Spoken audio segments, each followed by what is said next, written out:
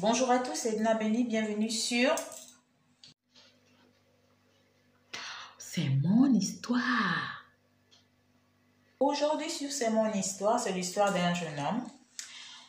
Il dit, j'ai été déclaré stérile, ça fait près de 6 ans. Cependant, j'ai 3 gosses. Aujourd'hui, j'ai honte et j'ai envie de me donner la mort. En bref, c'est un peu ça. Donc, c'est un jeune homme. Il a découvert qu'il était stérile depuis 6 ans et il l'a dit à personne. Mais aujourd'hui, il a 3 gosses comme par magie. Alors, lui, il se dit que c'est lui qui est un con parce qu'il est stérile. Pourtant, il a 3 gosses avec 3 filles différentes. Alors, qu'est-ce qui se passe? Lorsqu'il m'a parlé de son histoire et qu'il voulait se suicider, on a échangé. Moi, je lui ai dit de ne pas se suicider. Ça peut être une stérilité secondaire du style, il est devenu stérile par rapport à une maladie ou autre chose. C'est vrai, les examens ont déclaré qu'il était stérile depuis 6 ans, mais il faut pousser les examens jusqu'au bout. Donc moi, ce que je lui proposais, c'était déjà de faire les tests de paternité à ses enfants. Donc de faire les tests de paternité à ses enfants pour au moins avoir la certitude que les enfants ne sont pas de lui.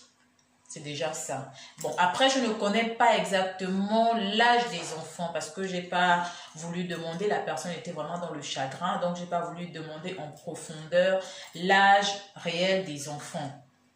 Donc, moi, c'est ce que je lui disais.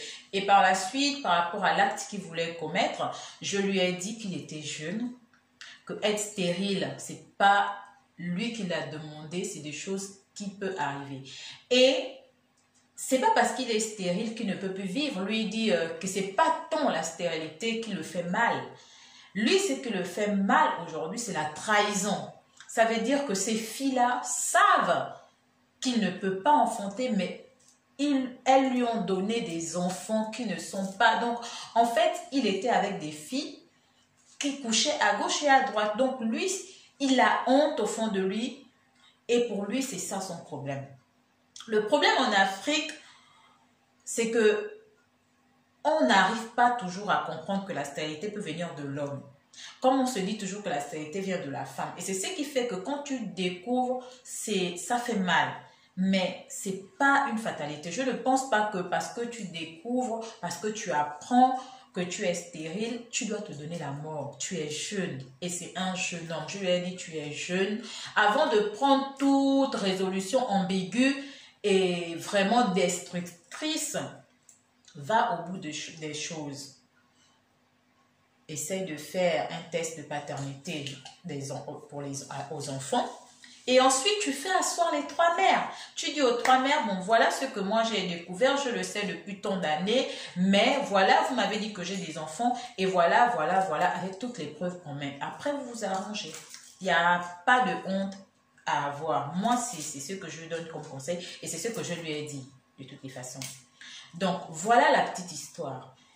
Mettez vos commentaires pour qu'il vienne commenter, et je vais lui dire que j'ai publié son histoire, que j'en ai parlé. Et faites vos commentaires, essayez de l'aider, essayez de remonter le moral à cette jeune personne parce que c'est un homme, c'est pas une femme. Donc, essayez d'aider un peu cette personne parce que je ne pense pas que se mettre fin à sa vie est une solution. C'est pas une solution. Et le pire, c'est que tu mettras fin à ta vie. Ces enfants-là, dans leur tête, tu es leur père. Pour ta famille, pour tes amis, tu abandonnes tes enfants. Tu vois, ils ne sauront pas la raison pour laquelle tu mets fin à ta vie. Donc, il faut d'abord éclairer toutes ces choses. Il faut d'abord être sûr de tout cela avant de faire la grande bêtise. Abonnez-vous, partagez, appuyez la cloche pour plus de notifications.